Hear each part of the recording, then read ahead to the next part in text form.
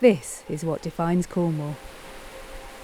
We rely on the sea for tourism and sport, for fishing, transport and fun. But beneath that glittering surface, some big changes are starting to happen.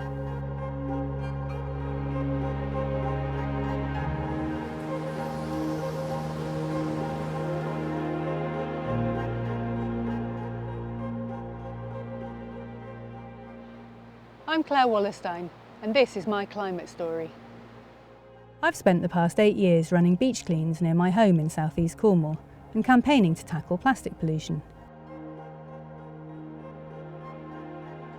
Volunteer groups like ours all around Cornwall have worked hard for years and removed hundreds of tonnes of plastic from our shores. It feels like the message has really been getting through. Most people don't have to think twice about what is the biggest threat to life in the sea. Loads of people just throw away stuff. Plastic. Plastic. It has to be the amount of plastics that's being discharged. First thing comes to mind is plastic.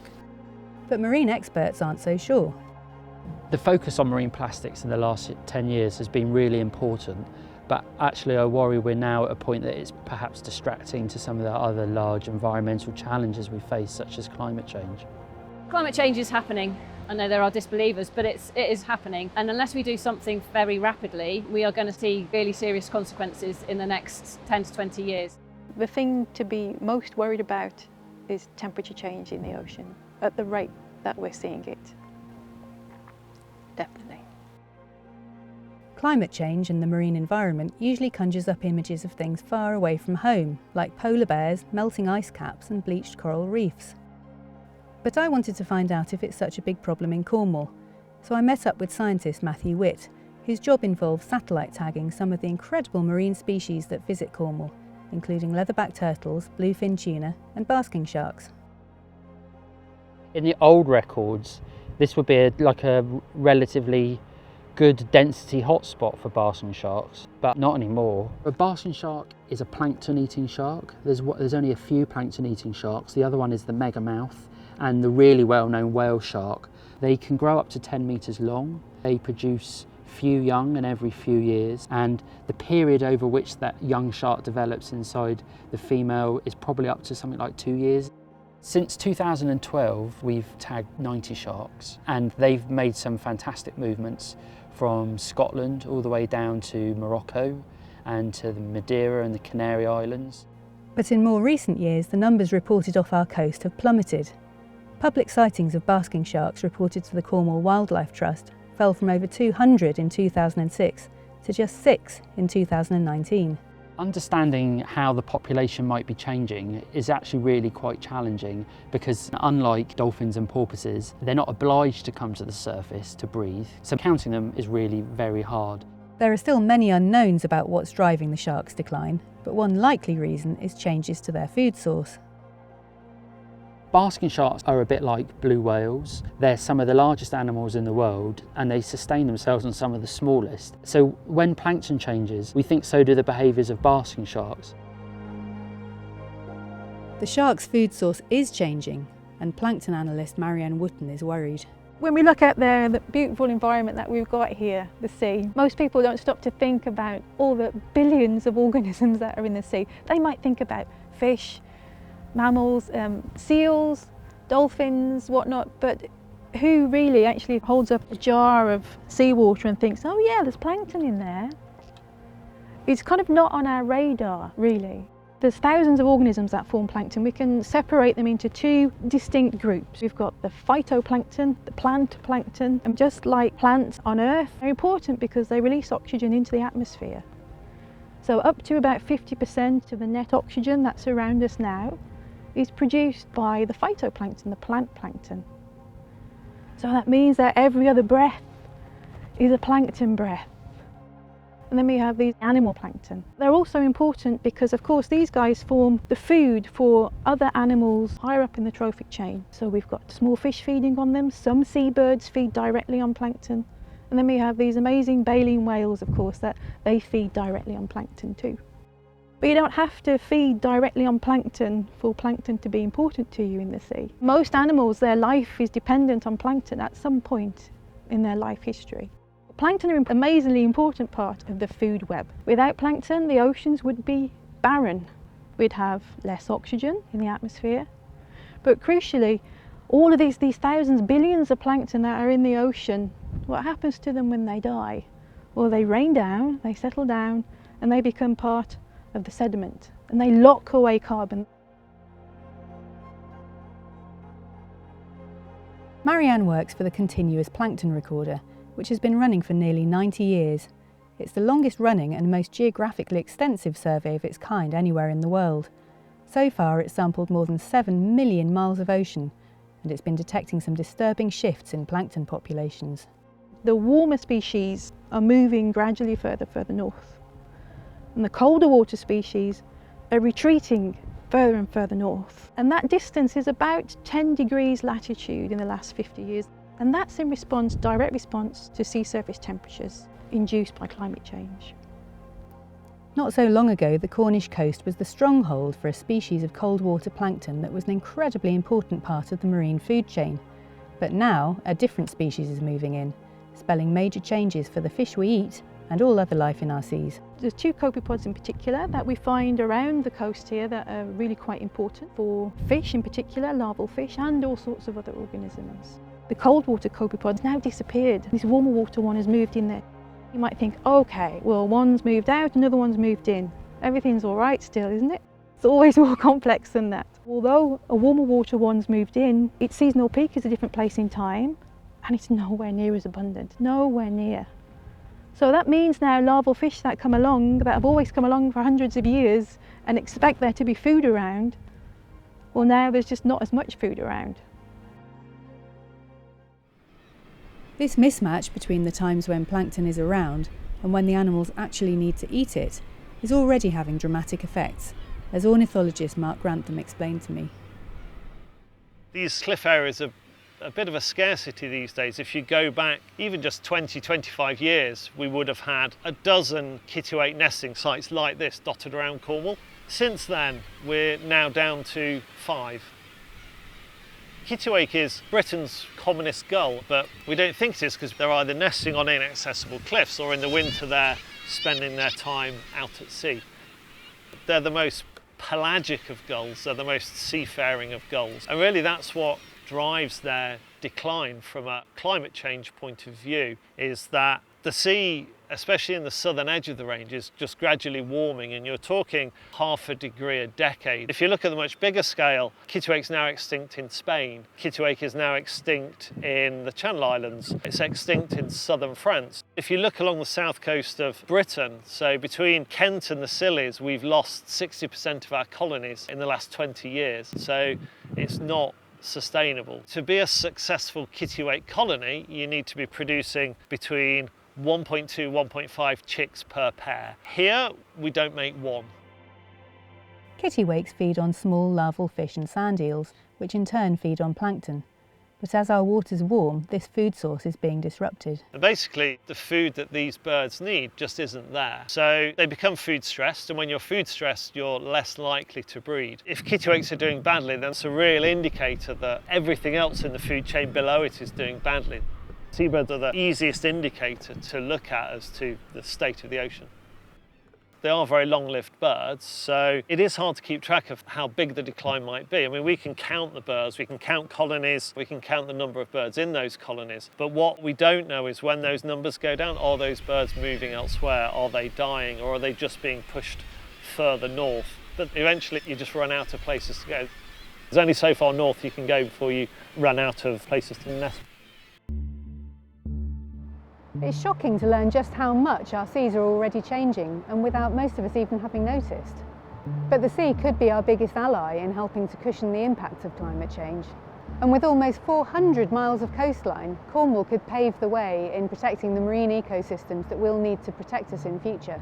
Nature has got an incredible power to heal itself if we let it have the space to do that. And the sea is an ideal example of that. We don't need to actively manage the sea for those habitats to come back and restore and become wildlife rich again. We need to start looking at the sea as both a solution for the current ecological crisis, but also the climate crisis. It's hoped Cornwall could soon pilot an ambitious national scheme called Highly Protected Marine Areas, where all damaging human activity in fishing would be banned. Fishermen may not like this idea, but their concerns could turn out to be unfounded if what has happened around the tiny Devon island of Lundy is anything to go by. Lundy's the only real total marine nature reserve that we've got at the moment. The impact and the recovery of the wildlife, and particularly scallops and lobsters in that marine reserve, boomed. So the numbers within the reserve have got bigger, the actual animals themselves have got bigger, and as a consequence they're spilling over into the wider area around Lundy and improving the local fisheries. So while there's initial impact in the fisheries are excluded from that small area, over the course of the long term, and we're talking sort of 5 to 10 years, they're seeing the benefits now. The aim of the HPMAs would be to let large areas around UK coasts recover as whole and healthy ecosystems. Some of these underwater habitats can store much more carbon than trees on land, so they'll play a really important role in helping us to limit global heating. Our merle beds, which is calcified seaweed, really important carbon habitat. Our kelp beds and seaweed are really valuable in storing carbon. And then further offshore, we have huge areas of deep sea sediment and muds. And whilst they don't look very much, deep sea mud can store 5 times more carbon than upland peat. We've got really valuable tidal ecosystems with areas of salt marsh that are incredibly carbon rich. That habitat can store this carbon for long periods of time. We've got a history of draining those habitats over the recent centuries. And what we now need to do is get rid of that mindset. We allow the sea to come back into those areas and the salt marsh to flourish and thrive again. We're not only building our biodiversity in those areas, but also storing much more carbon. In Cornwall, we have got a massive resource and we really want to get this moving quickly. So we're at the process of shortlisting potential inshore sites, which would be really valuable for communities, but also offshore sites where just taking away some of the fishing activity could have massive positive consequences for climate action and carbon sequestration. Ruth hopes the first trial highly protected marine areas could get off the ground within the next year. But elsewhere in Cornwall, people are looking at other ways of harnessing the carbon storage potential of our underwater forests. They contain more minerals, more vitamins than any other food group. They have antiviral, antibacterial, anti-carcinogenic properties even. They can be used for antibiotics. They're just incredible. You can make everything out of it that is now produced by oil. It can solve the world's problems. The Cornish Seaweed Company harvests some of the 650 species of seaweed from around the Lizard. Sales are doubling every year, so Tim's company has embarked on England's first ever project to farm sugar kelp. We started the project 3 years ago with basically zero knowledge of any farming, and farming seaweed in Europe is a very new thing still. So we didn't know what to expect. In the first year we tried, we did everything wrong that we could have done wrong. So we didn't grow a single seaweed, which was almost encouraging really, because you want to make those mistakes when you start up and when everything is still small. After these teething problems, the company is now growing several tons of sugar kelp on ropes at a floating mussel farm. Right now it's all about food, but because kelp grows so fast, there could be an interesting side benefit in helping to suck up carbon. There's definitely a lot more potential to store carbon in the sea compared to the land. To start with, trees take years to grow and actually start absorbing carbon, not until like 20 years or something, and that's too late. Whilst if you do seaweed, in 6 months it grows 2 meters long. Immediately you can start absorbing carbon. And there's just so much more space. One of the things that you can do is taking the sugar kelp and burying it in the deep sea where it will stay there for a long time, meaning that you can bury the carbon. It's not something that we're working on at the moment, but it's something we're definitely looking into. Seaweed could help us to fight climate change in an even more surprising way too. We have over 300,000 cows in Cornwall, and each time they burp they release methane, a greenhouse gas that's tens of times more potent than carbon dioxide.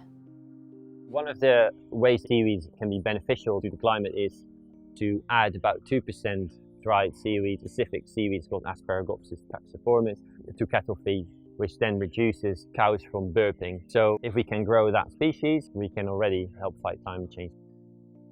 There is incredible potential to expand seaweed farms in Cornwall and further up in the UK as well.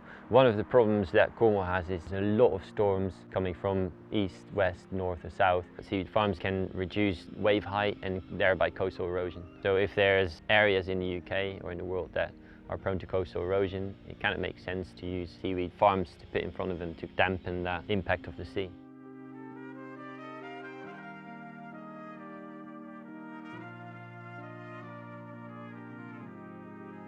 Increased storminess as our climate changes is a problem for many marine animals too. Sue Sayer has dedicated the past 20 years of her life to studying Cornwall's grey seals, and she took me out onto the cliffs near where she lives to explain more. Seals in Cornwall are very special because they are at the southernmost range of their species range. In the UK we've got 34% of the world's population, but even so there are more red squirrels in the UK than there are grey seals. So this is not a massively numerate population. 2017 was the start of a potential series of years that have been very difficult and challenging for seals during the pupping season. Storm Brian was a storm that occurred in October, start of the pupping season, on a big spring tide of the year at high tide. And these massive swells probably washed off every seal pup that was alive on the Scillies at the time, washed them off all their beaches away from their mothers. The following year there was a really interesting impact. We think what happened is lots of mums lost their pups. They had complications like mastitis because they weren't able to get rid of their milk and feed their pups. And they then had hormonal issues, so they didn't mate when they should have mated. So the following year we had something like a 43 to 46% drop in pup numbers, potentially because of the complications of the storms the previous year. It's like if you lose your child and you've got milk, let alone all the emotional stuff, you know, it must be hideous, mustn't it? And I've watched mums come out for 15 days consecutively to try and feed a dead pup that's still on the beach. Their mothering instinct is so strong that if they can smell the pup, they will try and feed it even if it's being scavenged by gulls. Sue estimates a couple of hundred seals are born around the Cornish coast each year, but recently the number of pups needing to be rescued has risen fast, as well as pups and adults washing up dead. Many of these casualties could be due to stormier seas. Clearly seals are very competent in the water, massively agile and fantastically wonderful to look at. In a big storm swell, that is a real challenge.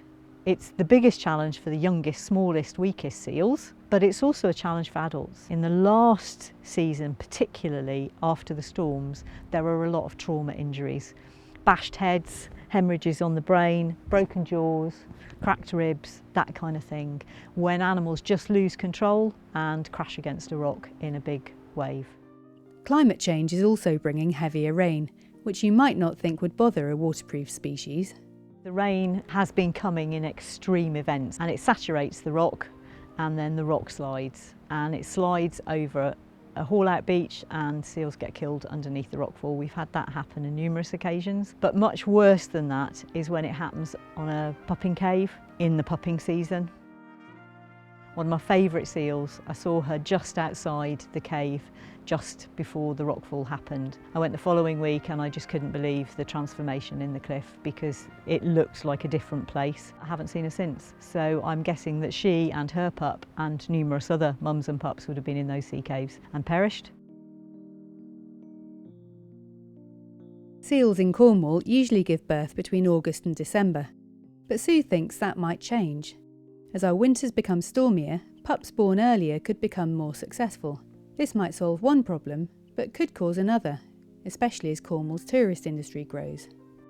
Most seal pups tend to be born in remoter places. Often on the north coast here, it's on beaches that are inaccessible, which is fine. However, a pup will leave the beach at 3 weeks, and those are the animals that tend to come into conflict with humans because they'll rock up on a public beach because they're exhausted and just want to sleep. It's a public beach and people just want to have a look. If you shift the cycles of the natural world, that interaction and conflict between us and nature is going to get worse.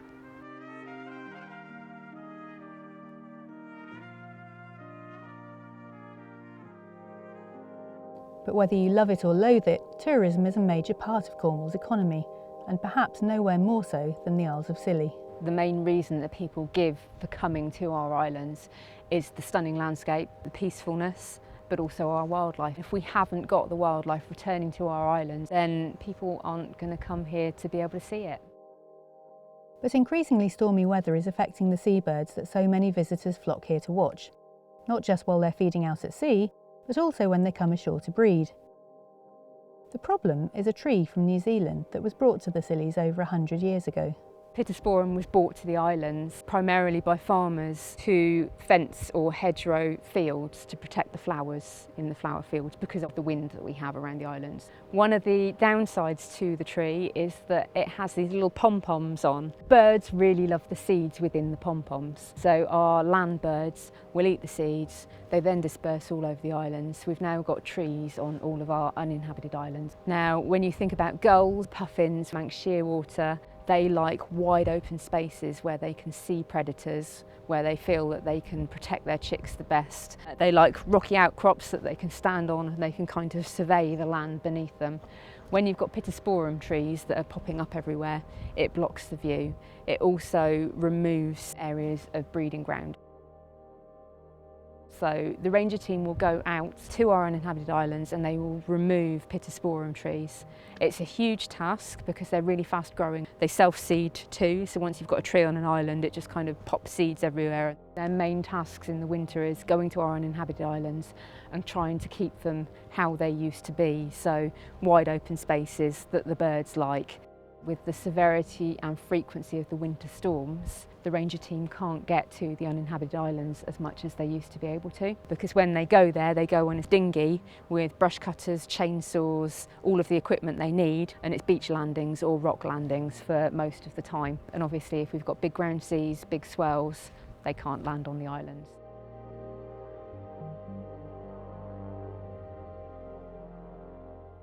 Sadly, storms can also damage some of the very marine habitats that we really need to help suck up carbon. I went out kayaking with Fiona Crouch to find out more about her work to protect one of them. Seagrass is amazing.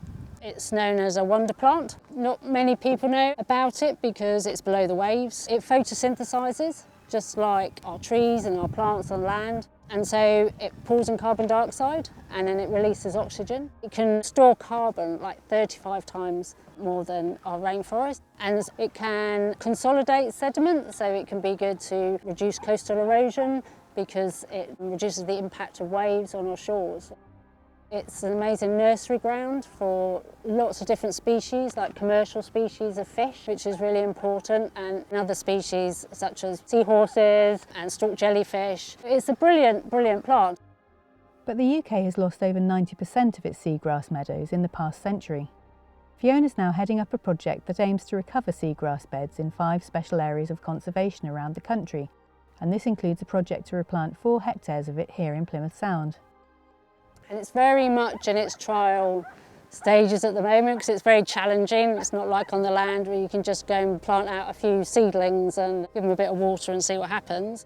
Seagrass is a flowering plant and it actually does have seeds, but a tiny percentage of them actually will grow into little seedlings in natural state. So we can collect those from the wild and then those being taken to the aquarium and then they grow the seedlings from seed and then those will be transplanted out into the bay.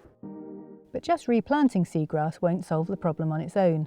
Fiona's team is keen to get to the root of the other problems that are damaging seagrass in the first place. The traditional moorings that we have, they're a big concrete block on the seabed, and then there's a chain and then the buoy, like we're bobbing around on here. And those chains actually scours and abrade seagrass around the base of those moorings. If you go onto Google Maps, you see it in Isles of Scilly, you can see the circles around the boats where the seagrass has been scoured. There's several alternatives. The one that we're moored up to here is a Stirling mooring, and it's quite a simple system, but basically there's just a number of buoys on that chain that lifts that chain off the seabed. And they have seen that in these areas the seagrass is growing back up to the base of the mooring. But a big part of the problem is that many sailors just don't know what's beneath them. I came out here last May bank holiday to talk to some of the people anchoring, let them know that actually there's a seagrass bed below there, it's a sensitive habitat, it's protected, A lot of them said, oh, really sorry, we didn't know it was there. And I'd like to think, once people do know where there is, they'd like to take action to avoid anchoring within seagrass beds. Another serious threat to seagrass is runoff of topsoil and slurry from farmland, which will happen more often as winter rains become more intense. Seagrass needs light to grow. If you get a mass deluge of red, muddy water coming down into the sea, then that's going to increase the sediment, which can have a smothering effect. They're quite resilient marine species, but if we just keep piling on the stress in all different areas, they're going to struggle, and we need to give them some help because they are so important.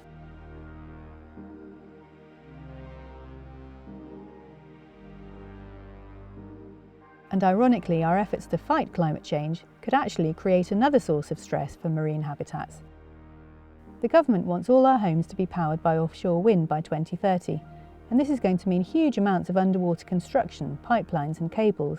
But these things are usually encased in concrete to protect them, and concrete production itself actually releases huge amounts of carbon. Now one local company has come up with an ingenious low-impact alternative involving this pile of Cornish china clay waste and what looks like a heap of old washing machines. As divers, we'd seen the damage done to rocky reef habitats and limestone habitats through bottom trawling. You'll come across these trawl marks and absolute devastation in the seabed. And unfortunately, rock doesn't regrow, so we thought, let's come up with a way to recreate these rocky reef habitats and to provide sustainable homes for marine life. So they're made from a Portland-free concrete mix with recycled materials. It's 80% less carbon to produce our cubes.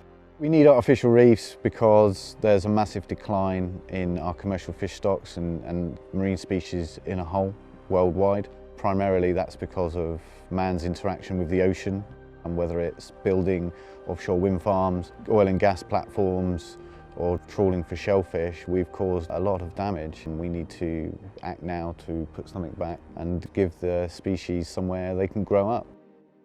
They look very grey initially. Once they're deployed, after about 3 months, you'll have a very thick biofilm already adhering and covering the cubes, so a green browny colour, and that is the start of the reef build. And from that, you'll get barnacles, you'll get tube worms, you'll get kelps, we'll get seaweeds. Will all adhere and start growing from the cubes. James hopes they could also be used to help restore fragile habitats around the world that are already being affected by climate change. The company's trying to propagate coral onto the cubes and also trying to grow mangrove seedlings in them, which could help to build up coastal defences in low-lying tropical countries. But as sea levels rise and storms increase, they could help Cornwall too. Cornwall's got a very, very long coastline with lots of open areas to the sea and coastal erosion. And if we can protect the coastline from the damage and from the storms and provide marine habitat for organisms, then it's a win-win. Our current production is probably 200 to 250 different size cubes per day, but we're hoping to upscale our manufacturing on a much larger scale with batching plants and other machinery. We could be producing maybe 2,000 to 3,000 cubes a day, and we need to do that to actually have an impact. Ultimate goal for 20 years' time, I'd like to see reef cubes, or if not reef cubes, nature inclusive design used for all offshore construction. We've got the technology, we've got the know-how, and we shouldn't be building stuff in the sea if it's not going to benefit the sea life as well.